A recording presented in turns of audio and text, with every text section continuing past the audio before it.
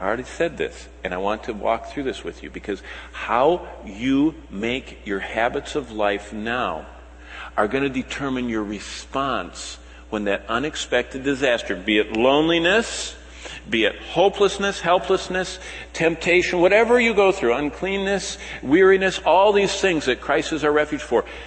If from earlier days you've made it a habit, like David did, to turn to God with everything, then you will find everything in your life changes when you lose your job, except for one thing.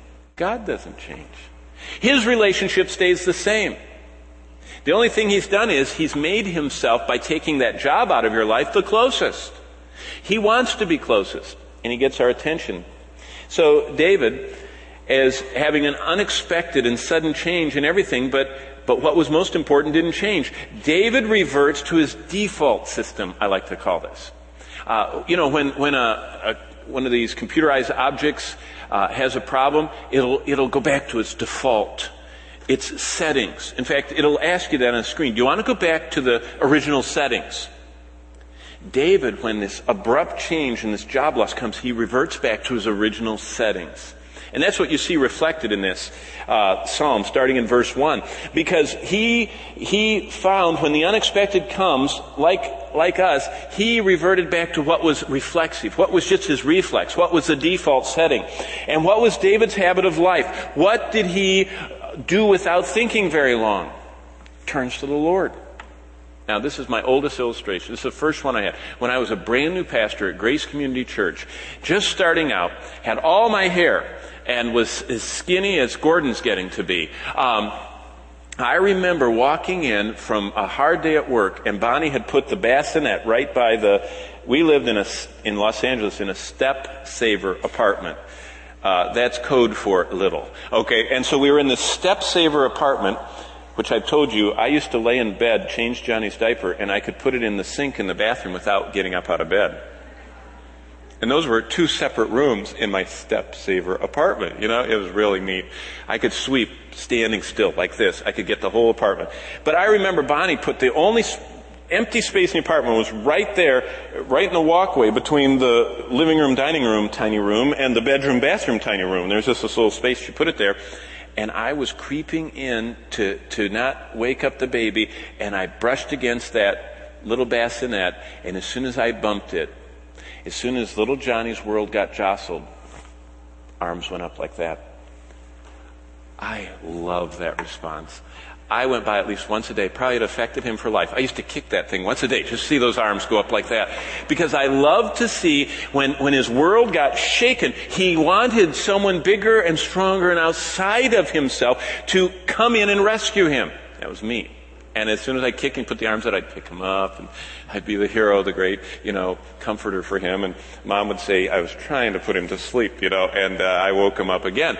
But God kicked David's bassinet because he knew that David's arms would go like this, because that was his habit of life. That was his reflexive mode.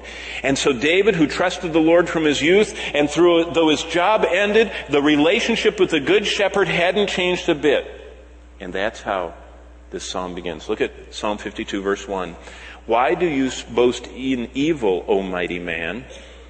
He's talking about we don't know what the conversation was with Doeg, but I'm sure Doeg was this weaselly guy that was a murderer and an informant.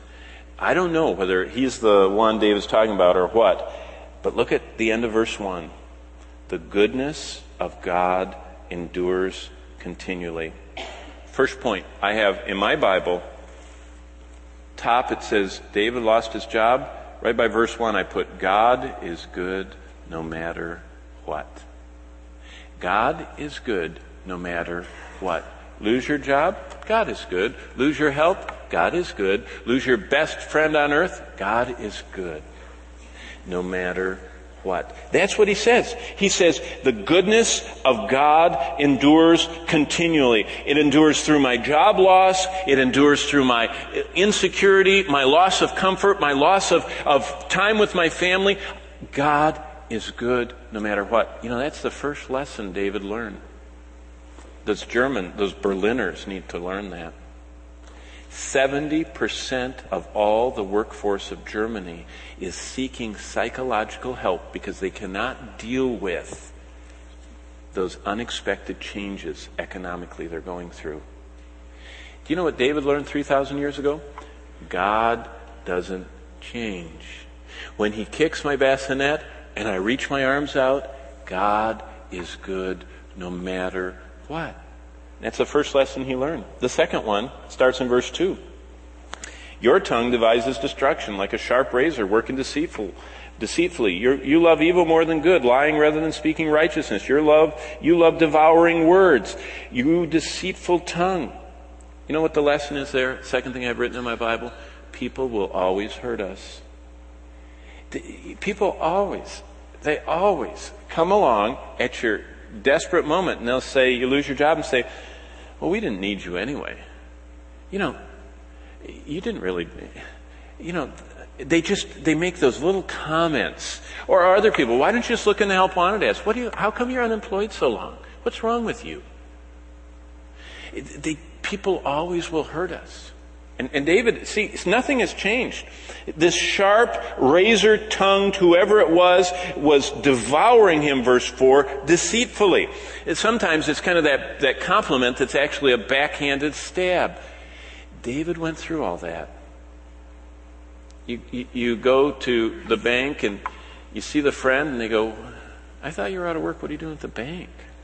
They just rub it in those devouring words. People always hurt us.